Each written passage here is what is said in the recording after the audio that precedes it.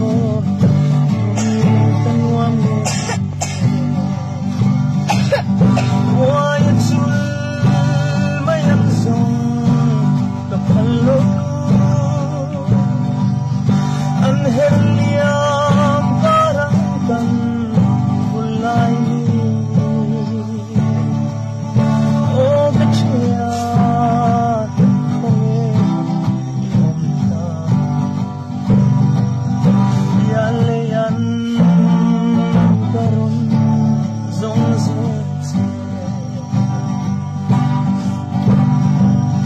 Hãy subscribe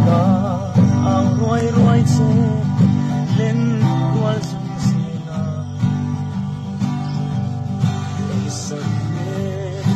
Mì Gõ để không bỏ lỡ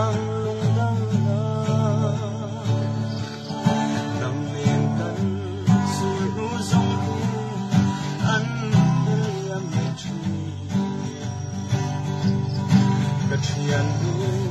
hấp dẫn.